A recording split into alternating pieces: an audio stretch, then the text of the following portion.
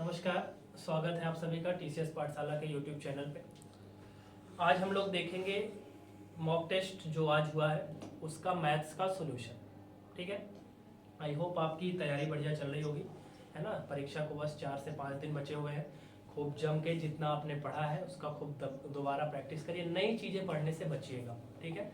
ज़्यादा नई चीज़ें मत पढ़िए, केवल और केवल प्रैक्टिस करिए। मैथ्स में प्रैक्टिस करिए, डीआई वगैरह की खूब प्रैक्टिस करिए। मैथ्स में अगर आप डेली बेसिस पे जुड़े हैं तो मैं आपसे गारंटी के साथ कह सकता हूँ कि आपका 25 आउट ऑफ 25 जाने नहीं पाएगा, ठीक है। 12 तारीख को महा मैराथन क्लास में जुड़ना मत भूलिएगा। डीआई अगर आप वही क्लास केवल देख के जाएंगे, डीआई वहाँ से आपको मिल जाएगा, ठीक है। उसके पहले जो 5 नंबर था अरिथमेटिक वाला सेक्शन, उसका मैराथन मैंने करा दिया है। लेकिन इस 12 तारीख को भी मैं कुछ सवाल जरूर अरिथमेटिक के भी रखूंगा, जिससे 5 नंबर आपका रिवीजन हो जाए। लेकिन मेन फोकस जो रहेगा हमारा वो 20 नंबर डीआई के लिए रहेगा, ठीक है। आइए शुरू करते हैं आज के मॉक टेस्ट को, ठीक है। एक एक का सोल्यूशन देखेंगे, है ना। बढ़िया सवाल थे आज के भी। कमेंट में बताइएगा आपने कितने सही किए। चलिए पहला क्वेश्चन देखिए क्या कह रहा है। निम्न में से किस भिन्न को 13/5 में जोड़ने पर परिणामी 1 आता है। किस भिन्न को, तो मैं मान ले रहा हूँ भिन्न जो है वो x है। 13/5 में जोड़ना है, परिणामी कितना आना चाहिए, 1 आना चाहिए। बस यदि x की वैल्यू बतानी है। 13/5 उधर जाएगा तो घट जाएगा, 5 में से 13 घटेगा तो -8/5 आ जाएगा। क्लियर है। तो ऐसी कौन सी भिन्न है जिसको घटाना पड़ेगा, 8/5 को। जरा आप ध्यान से देखिए, यहाँ पे -8/5 आपको कहीं दिख नहीं रहा है। लेकिन अगर क्या आप इसको बताइए, इसको मैं 6 8 48 6 5 30 काट दूंगा तो -8/5 आ जाएगा कि नहीं, है ना। तो इस तरीके के सवालों के लिए भी बिल्कुल रेडी रहिएगा कि -8/5 आ तो गया लेकिन उत्तर नहीं है। -8/5 का ही एक अलग सा रूप -48/30 हो जाएगा। क्लियर है। तो जो 56 वाला सवाल है उसका आंसर नंबर 1 बिल्कुल सही आंसर हो जाएगा। क्लियर है। 56 का ए ऑप्शन बिल्कुल करेक्ट आंसर हो जाएगा। आई होप आपने सही आंसर किया होगा। 56 का जो ए ऑप्शन है वो बिल्कुल करेक्ट आंसर हो जाएगा, क्योंकि -8/5 और -48/30 दोनों एक ही चीज। क्लियर। आई होप आपने इसको कर लिया होगा, कोई दिक्कत इसमें नहीं आई होगी, ठीक है। क्वेश्चन नंबर 57 देखिए। 57 क्या कहता है। 57 कह रहा है एक परीक्षा में उत्तीर्ण होने के लिए 42% पाना आवश्यक है। कितना पाना आवश्यक है भाई, 42%। क्लियर है। और अधिकतम अंक कितना है, 450। तो उत्तीर्ण होने के लिए कितने अंकों की आवश्यकता है ये बताना, ठीक है। बहुत ध्यान से देखो। कह रहा है अधिकतम अंक कितने हैं, 450। अधिकतम अंक कितने हैं भाई, 450। और परसेंट में अधिकतम अंक कितने होते हैं, परसेंट में अधिकतम अंक होते हैं 100%। क्लियर है। और 100% की वैल्यू दिया है आपको 450। 0 0 काट दे अगर तो 10% वैल्यू 45 आ जाएगी। और अगर इसको मैं 10 से भाग कर दूंगा तो 1% आपका बनेगा 4.5। आपको कितना लाना है, 42%। तो 42% की वैल्यू चाहिए तो 42 गुणा 4.5 कर देंगे, उत्तर आ जाएगा। क्लियर है। 4.5 को आप 9/2 भी कर सकते हैं अगर आपको दशमलव से बचना है तो। 2 से काट दीजिए 21 बार, 21 नवैया होता है 189। क्लियर है। यानी पास होने के लिए कितने अंक चाहिए, 189 चाहिए, जो कि डी ऑप्शन में आपको देखने को मिल रहा है। क्लियर है। आई होप समझ में आ रहा होगा। फटाफट स्क्रीनशॉट लीजिए। तो बढ़ते हैं अगले सवाल की तरफ।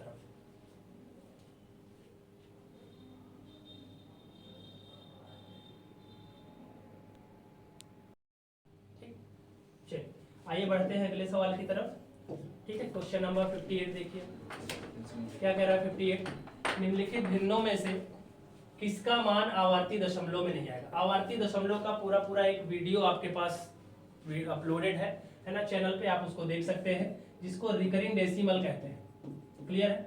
आवर्त दशमलव को ही रिकरिंग डेसिमल कहते हैं। और इसका पूरा का पूरा वीडियो आपको एक चैनल पे मिल जाएगा, आप चाहे तो इसको देख सकते हैं। कह रहा है कौन सा आवर्ती दशमलव नहीं है। आवर्ती दशमलव क्या होता है, जो पूरा पूरा कटता नहीं है, यानी जिसका भाग हमेशा कंटिन्यू बना रहता है, जाता रहता है। और जो वैल्यू कट के क्या हो जाती है, कुछ वैल्यू चल के कट जाती है, वो आता है आपका क्या, नॉन रिकरिंग डेसिमल में। तो अगर आप ध्यान से अगर ये लास्ट वाली वैल्यू देखें 21/56 को, तो अगर 21/56 को मैं काटना चाहूँ तो 7 या 21, 7 अगे 56 काट सकते हैं। 8 को जरा आप जब 3 से भाग दोगे, दशमलव बढ़ाओ 0, 8 3 24, 6 बचा 0 बढ़ाओ 8 7 56, और 4 बचा 0 बढ़ाएंगे 8 5 40। यानी ये वैल्यू एक थोड़े टर्म पे जाके कट जा रही है पूरी पूरी, और इसका रिमाइंडर 0 हो जा रहा है। तो ये वैल्यू आवर्ती दशमलव में नहीं बोली जाएगी। क्लियर है।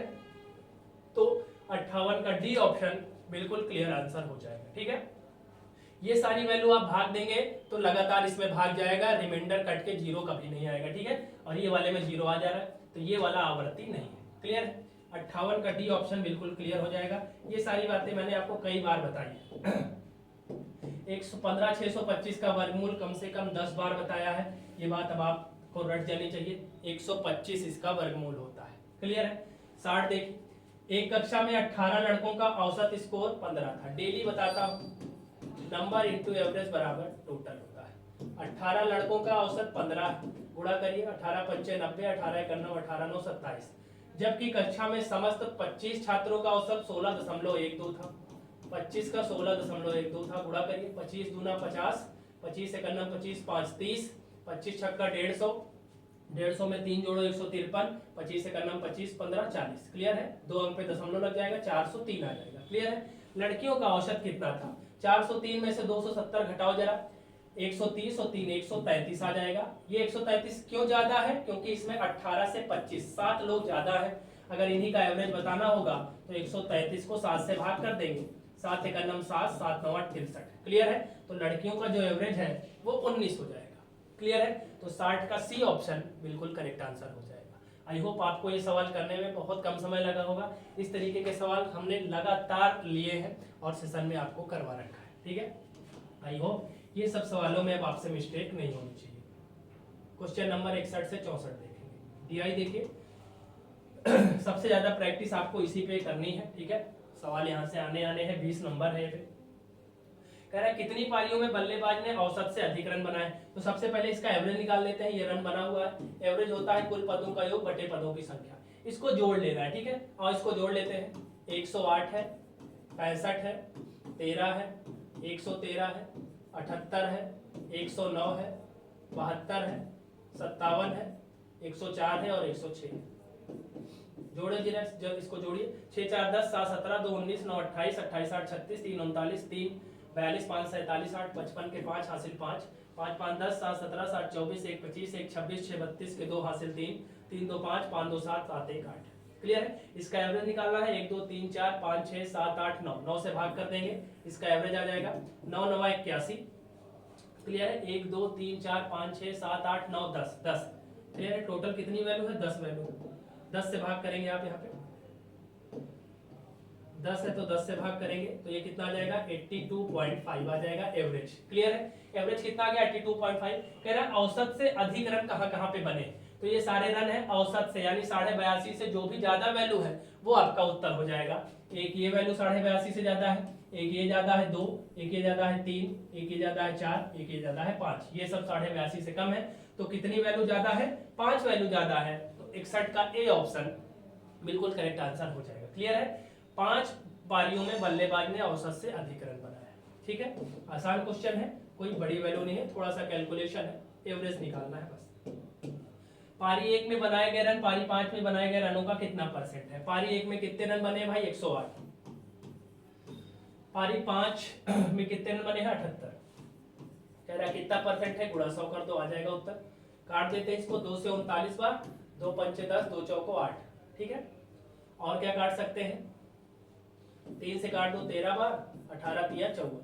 क्लियर है? 1800 ऊपर आ जाएगा, नीचे 13 है, भाग कर दो। 13 एक अन्नम 13, 5 बचेगा 50, 13 तिया 39, 11 बचा 110, 13 7 91, 13 8 104। 138 से जुड़ा हुआ उत्तर चाहिए। 138 से जुड़ा उत्तर आपको बी ऑप्शन में देखने को मिलता है। क्लियर है? क्वेश्चन नंबर 62 का बी ऑप्शन बिल्कुल करेक्ट आंसर हो जाएगा। आसान है। पारी 1 पारी 5 का किसके साथ लगा है? पारी 5 के साथ, उसको नीचे, बचा हुआ ऊपर, गुणा 100 कर दिया। क्लियर है? ये सारे सवाल आपने हर बार किए हैं, रोज करते हैं। ठीक है, बस आपको लगातार प्रैक्टिस करनी है, इस सवाल थोड़ा सा जल्दी हो पाए बस। 63 प्रति पारी औसत रन क्या है? अभी मैंने इन सब का एवरेज निकाला था, 82.5 आया था। क्लियर है? डाटा अगर याद है तो पहले ही सवाल में औसत निकाला था 82.5। बी ऑप्शन बिल्कुल करेक्ट आंसर है, लगाने की आवश्यकता ही नहीं है, अभी पहले सवाल में ही ये डाटा आपने यूज किया है। क्लियर है? चलिए क्वेश्चन नंबर 64 देखिए। पहली 5 पारी के रन जोड़े जाते हैं और इसको S1 कहा जाता है। ठीक है, पहली 5 पारी के रनों को क्या कहते हैं? S1। और पिछली 5 पारियों के रनों को S2 कहा जाता है। और फिर कह रहा है S1 - S2 की वैल्यू बताएं। चलो शुरू की 5 वैल्यू जोड़ो और उसको S1 बोलना है आपको। जोड़ो जरा, 108 65 173 73 10 83 3 86 186 हो गया। 186 में 100 जोड़ेंगे 286, 86 10 96 3 99। क्लियर है, 299 यहाँ तक हो गया और 299 में 1 जोड़ देंगे 377। ठीक, 377 आ जाएगा S1 की वैल्यू। और लास्ट के 5 जोड़ेंगे तो S2 मिलेगा। इसको जरा जोड़ो, 6 7 6 6 4 10 10 7 17 17 2 19 19 9 28 28 के 8 हासिल 2 2 5 7 7 7 14 14 के 4 हासिल 1 1 1 2 2 1 3 3 1 4। दोनों का डिफरेंस बताना है, घटा दो दोनों को। 8 में 7 गया 1, 14 में 7 गया 7, 71 डिफरेंस आ जाएगा। 71 आपको कहाँ दिख रहा है भाई? 71 देखने के लिए आपको डी ऑप्शन देखना पड़ेगा, तो 64 का डी ऑप्शन बिल्कुल करेक्ट आंसर हो जाएगा। S1 माइनस S2 का मतलब है S2 माइनस S1 ही पूछा है, मतलब जो बड़ा होगा उसमें से छोटा वाला आपको घटा देना है। 71 will be your right answer. ठीक है, बढ़ चलते हैं अगले DI की तरफ, 65 से 68 की तरफ। नहीं दिख रहा था क्या? 65 से 68 की तरफ। 65 देखिए जरा, ये दिख रहा है आपको अगला वाला। सेलिंग प्राइस दिया हुआ है सबका किलोग्राम में, यानी किलोग्राम RS पर किलोग्राम, यानी रुपए प्रति किलोग्राम। ठीक है, 1 किलोग्राम के लिए कितना रुपया दिया गया है ये दिया है।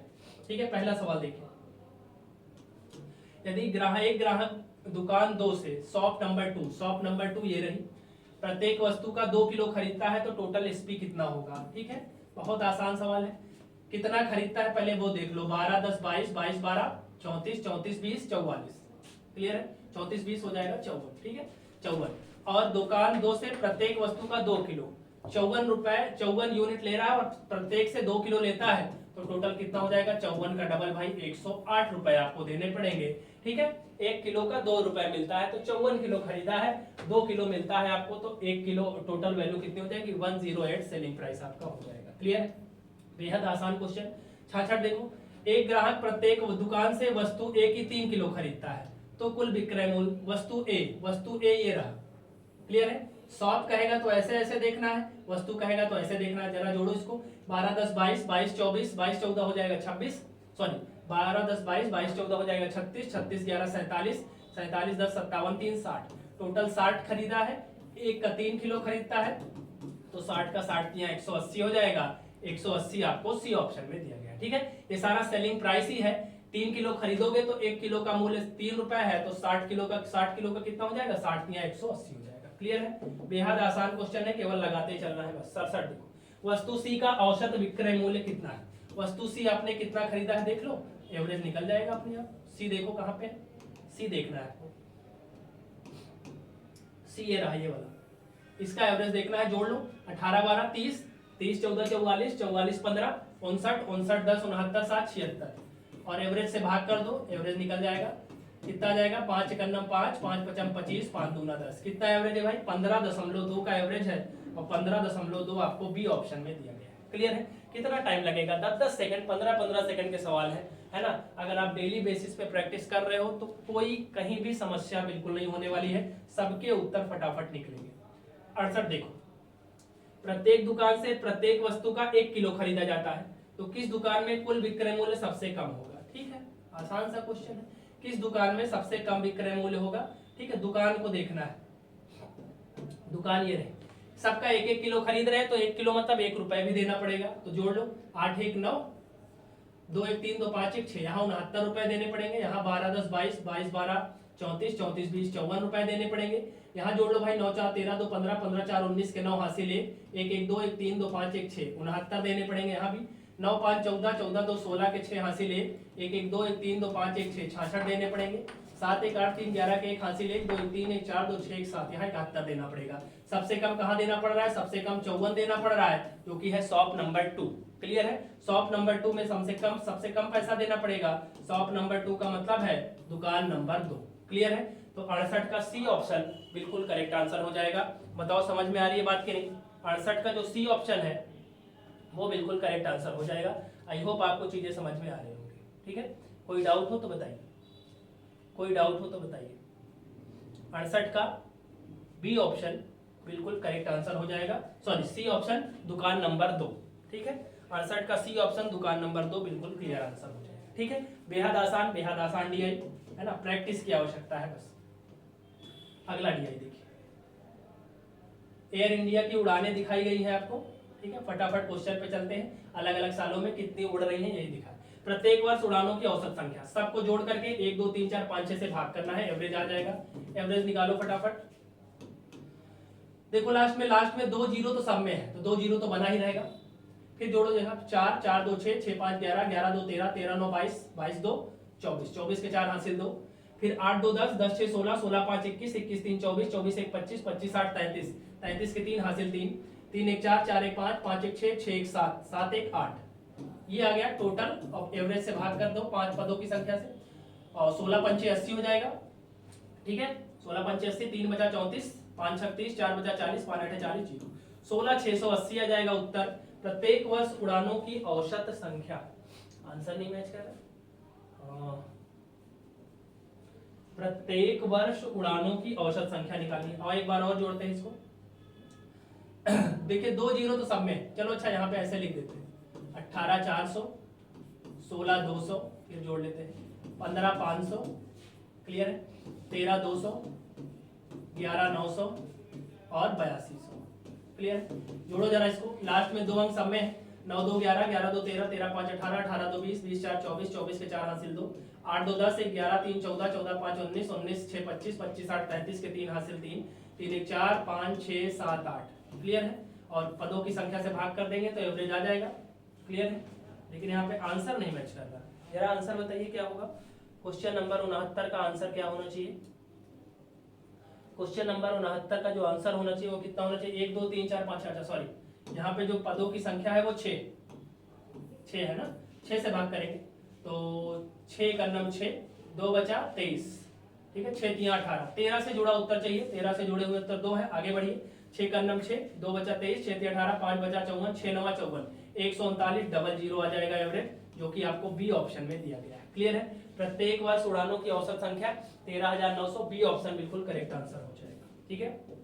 अगला सवाल देखिए, कह रहा है पिछले वर्ष की तुलना में कौन सा वर्ष उड़ानों की संख्या में अधिकतम वृद्धि को दिखा रहा है। अभी कहता प्रतिशत वृद्धि तो थोड़ा सा कठिन हो जाता, लेकिन अधिकतम वृद्धि कह रहा है, यानी केवल वैल्यू देखनी है बस, तो वैल्यू देखने पे जल्दी हो जाएगा उत्तर। देखो y4 अगर आप देखते हो तो y4 13,200 पहले था, 15,500 हो गया, कितना बढ़ा भाई, 330 बढ़ रहा है, ठीक है, सॉरी 3300 बढ़ रहा है ना, 13,200 था, 15,000 हो गया, तो 3,000 कितना बढ़ा, 3,300 बढ़ रहा है।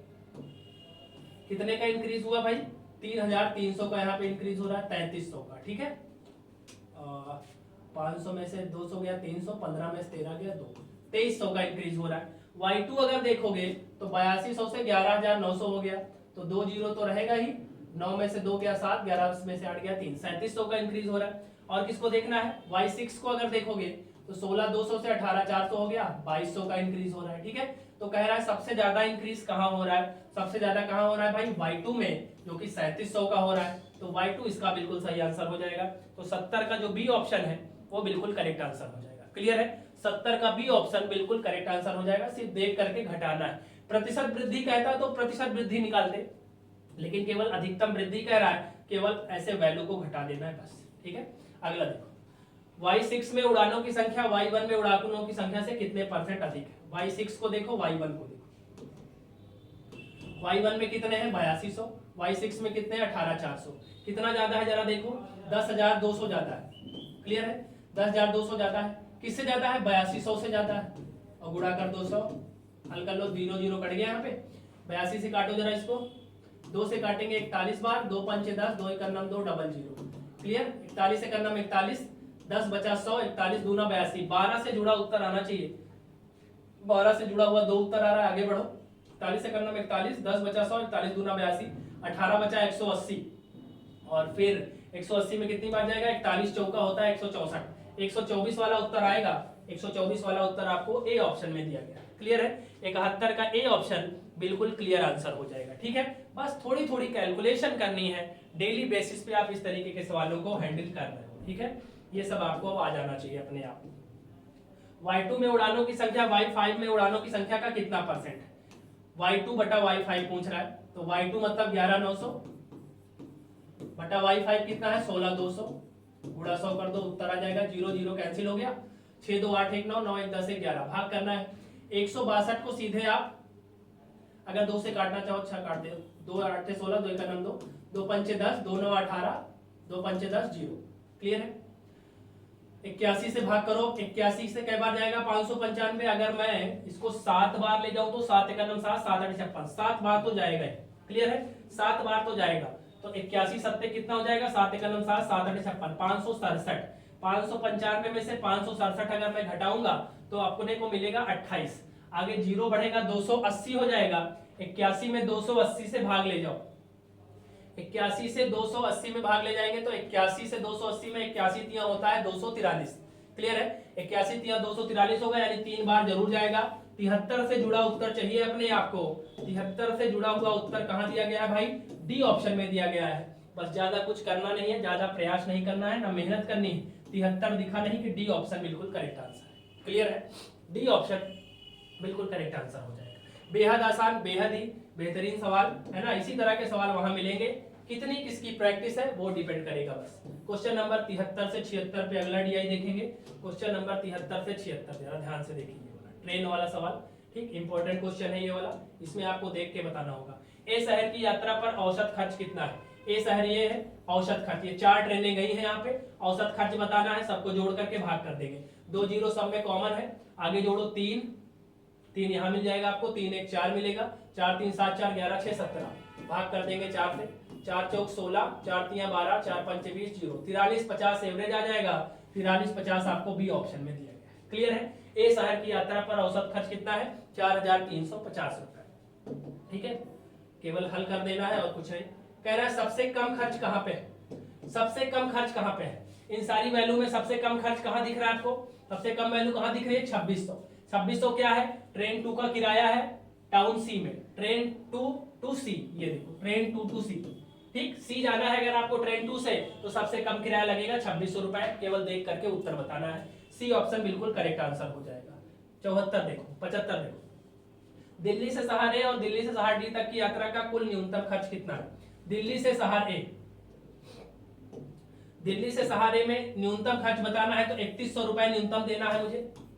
ठीक, और दिल्ली से अगर डी में जाना है तो न्यूनतम कितना देना है, 3200 देना है। न्यूनतम कह रहा है तो जो सबसे कम होगा उसी को करना है। जोड़ देंगे 63 रुपए आ जाएगा। 6300 आपको ए ऑप्शन में दिया गया है। क्लियर है, बहुत आसान, बस समझ में आ जाना चाहिए। बस दिल्ली से शहर ए और शहर डी तक यात्रा का कुल न्यूनतम खर्च, यानी दिल्ली से ए में जाना है तो सबसे मिनिमम कौन सी है, 3100 सबसे इसमें कम दिख रहा है तुमको, यहाँ पे सब 3200 सबसे कम दिख रहा है। इन सब में दोनों को जोड़ देंगे 6300 उत्तर आ जाएगा। क्लियर है, बेहद आसान क्वेश्चन, आई होप समझ में आ रहा होगा आपको। 76 देखिए, दिल्ली से चारों शहरों की यात्रा करने का अधिकतम खर्च कितना है। दिल्ली से चारों शहरों की यात्रा खर्च करने का अधिकतम खर्च कितना है। अधिकतम खर्च ये होगा कि जहां पे सबसे बड़ी वैल्यू होगी उसी को जोड़ देंगे तो आपको सबसे बड़ी वैल्यू मिल जाएगी। सबसे बड़ा खर्च, सबसे बड़ी वैल्यू यही है, इसी को जोड़ दो फटाफट। 2 जीरो सब में कॉमन है, 7 6 13 3 16, 16 के 6 हासिल 1, 5 1 6 5 11 6 17 6 23। क्लियर है, तो अगर आपको सबसे ज्यादा खर्च देना है तो आपको सबसे ज्यादा खर्च जो मैक्सिमम एक्सपेंस है वो 23,600 रुपए मिलेगा, जो कि आपको कहां दिया गया है भाई, ए ऑप्शन में दिया गया है। क्लियर है, 76 का ए ऑप्शन बिल्कुल करेक्ट आंसर हो जाएगा। ठीक है, इंपॉर्टेंट डीआई है, इसमें कैलकुलेशन नहीं रहती है, लेकिन आपको समझना पड़ेगा कि कौन सी ट्रेन का किराया कितना है। क्लियर है, इंपॉर्टेंट डीआई रहेगी परीक्षा के लिए।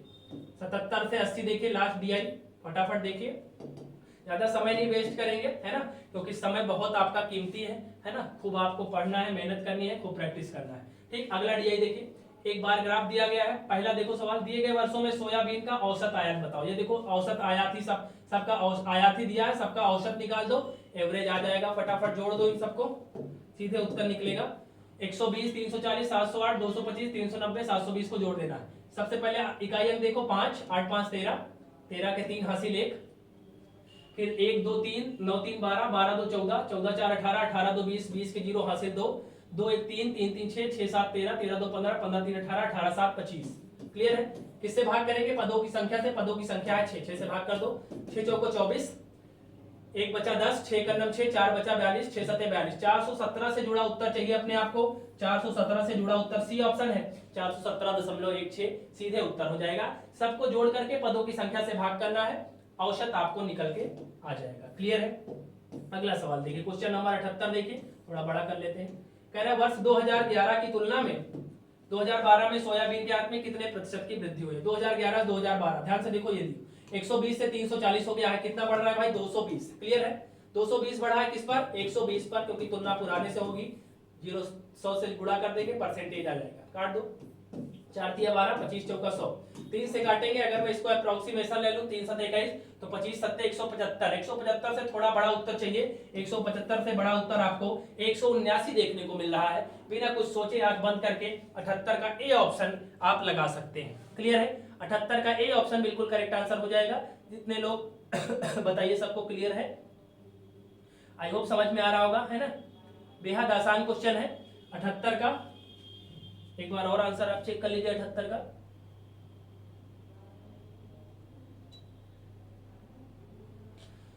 एक 78 का एक बार और चेक कर लेते हैं। 120 से 340 हो गया तो बढ़ा कितना 220, 120 गुणा 100, 0 0 काट दिया, 4 तिया 12, 4 से 25 बार, 3 से मैंने इसको काट दिया 7 बार। क्लियर है, 25 7 175 होता है, तो 179 आंसर आना चाहिए इसका। ठीक है, 220 ही तो बढ़ेगा, 220 और 340। क्लियर है, चलो ठीक, 78 का ए ऑप्शन बिल्कुल करेक्ट आंसर होना चाहिए। ठीक है, 79 देखिए, कितने वर्षों में सोयाबीन का आयात दिए गए वर्षों में सोयाबीन के औसत आयात से अधिक। तो सोयाबीन का औसत आयात निकालो पहले भाई, सोयाबीन का औसत आयात निकालो, और औसत आयात अभी निकाला था, कितना आया था औसत आयात 417.16, अभी निकाला था कि नहीं, तो 417.16 ये तो औसत है। अब ध्यान से देखो पूछना क्या चाह रहा है, कितने वर्षों में इसका आयात दिए गए सोयाबीन के औसत आयात से अधिक है। इससे बड़ी वैल्यू अपने को चाहिए, वही उत्तर होगा। इससे बड़ी वैल्यू कहां कहां दिख रही है, एक ये दिख रही है, एक ये दिख रही है, दो दिख रही है, दो ऐसे वर्ष है जिसमें औसत आयात से अधिक, तो दो इसका उत्तर हो जाएगा। क्लियर है, अगर डाटा पहले से निकाल के रखा है और दिमाग में सेट है तो चीजें आप थोड़ी सी आसान बना सकते हो। अगर इसका फिर से औसत निकालेंगे तो फिर ये आएगा, लेकिन टाइम जाएगा। अगर आपको ये याद होता कि एवरेज पहले ही क्वेश्चन में निकाला गया है 417.16, केवल तुलना करने में ऐसी दो वैल्यू मिलेगी जो एवरेज से आपको ज्यादा दिख रही है। क्लियर है, क्वेश्चन नंबर 80 देखिए, मैथ का आजकल अंतिम सवाल। वर्ष 2015 में सोयाबीन का आयात 2012 में आयात का कितना परसेंट 2012 का, तो 2012 को नीचे रखना है, 2015 को ऊपर। 2012 में कितना है 340, ठीक है, 2012 का ना, और 2015 को ऊपर रखना है, सॉरी 2015 को ऊपर रखना है। 2015 देखिए कितना है, 2015 390 है, उसको ऊपर रख दो तो गुणा कर देना है, सब उत्तर निकल कर आ जाएगा। 0 0 काट दो, 2 से काट दो 17 बार, 2 से काट दो 50 बार। क्लियर है, अब तो कुछ कटेगा नहीं। यहां भी आप चाहे तो अप्रोक्सीमेशन ले सकते हैं, 17 तिया 51 हो जाएगा, 3 से जरा गुणा करो, 3 9 27 के साथ हासिल 2, 3 तिया 9 2 11।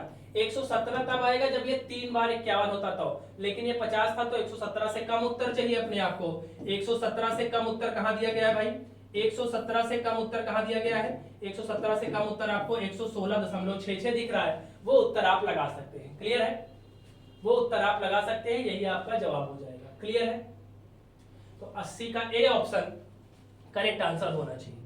बताओ भाई, 80 का ए ऑप्शन करेक्ट आंसर होना चाहिए। ठीक है, 80 का ए ऑप्शन करेक्ट आंसर होना चाहिए। चलो अच्छा, एक बार इसको हम लोग निकाल के भी देख लेते हैं, क्योंकि दो वैल्यू यहाँ पे पास पास है। ठीक है, तो दो वैल्यू जब पास में होती है तो आप इसका उत्तर निकाल लो। ठीक है, 2012 का, तो 2012 का कितना है 340, 2015 वाला कितना था भाई 390।